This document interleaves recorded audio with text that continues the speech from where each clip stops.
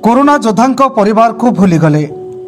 Corona महामारी सारा विश्व में आतंक खेलाई बेले गंजाम जिले में यार प्रभाव देखा मिलता। से समय सरकार प्रवासी श्रमिक मानक निज ग्राम को फेराई आनी संघरुत गृह रखिबार व्यवस्था करी शिक्षक शिक्षयित्री मानक सेवारे नियोजित करथिले। किछि शिक्षक शिक्षयित्री ए सेवा प्रदान बेले कोरोना रे संक्रमित होई प्राण हराइथिले। सरकार सेमान को कोरोना योद्धा घोषणा करी सहायता राशि जोगाई देथिले। सेबरे गंजाम जिला बुगुड़ा ब्लॉक माताछेरी ग्रामर शिक्षक रविन्द्रनाथ सेनापति ताकरड़ा उन्नीत उच्च विद्यालय शिक्षकता करुवा बेले सरकार निर्देश क्रमे ताकरड़ा संघरुत केन्द्र में नियोजित थिबा समय कोरोना रे आक्रांत होई प्राण हराइथिले। राज्य स्वास्थ्य विभाग दिवंगत शिक्षकों परिवार को कोरोना मृत्युजनित प्रमाण पत्र प्रदान करथिबा बेले जिला शिक्षा अधिकारी आर्थिक सहायता राशि जोगाई देवा निमंते लिखित प्रतिश्रुति देथिले। किंतु आज को 4 वर्ष बीती जाइतिले मध्य तांका परिवार को कौनसी सरकारी सहायता मिली नहीं।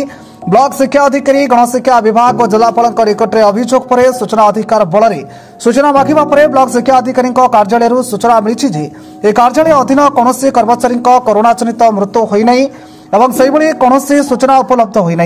यह जाना पर दिवंगत शिक्षक स्त्री और पुआ दुखरे भांगी पड़ा बेले शेष में मुख्यमंत्री राज्यपाल शिक्षामंत्री और जिलापाल को लिखित अभियोग जणाई। यदि सरकार यार अनुधान कर परिवार को किसी सहायता जोगाई देवी ताले कोरोना योद्धा परिवार दुख लाघव हो पारंता।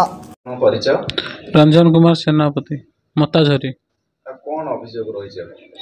अभियोग आम बापा सरकारी शिक्षक थे ताकरड़ा सरकारी स्कूल शिक्षक थे।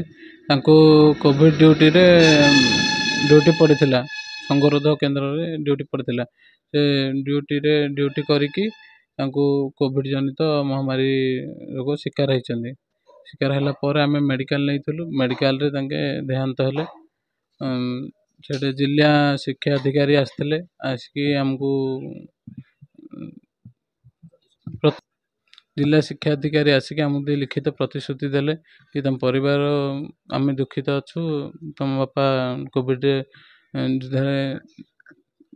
योद्धा डिक्लेयर प्राण हर आम दुखित मन करमको लिखित आकार सहायता देवे बोली प्रतिश्रुति देते। आज पर्यंत आज को 4 वर्ष है कि आमको प्रतिश्रुति किसी सहायता राशि मिल पार ना।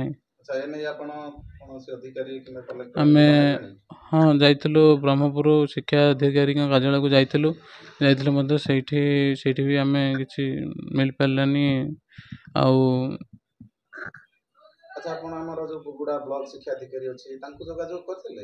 आज्ञा आम जाइलु बुगुड़ा ब्लॉक शिक्षा अधिकारी कार्यालय जाइलु तांके कहले कि कोविड रे कौन टीचर मृत्युवरण करिवार आम पाखे किसी तथ्य नहीं एमती कहले।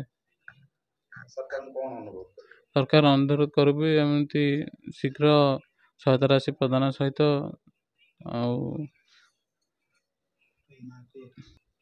माँ को पेंशन एवं मत रिहाबिलिटेशन रे थैथान व्यवस्था कले आम उपकृत हो परिवार।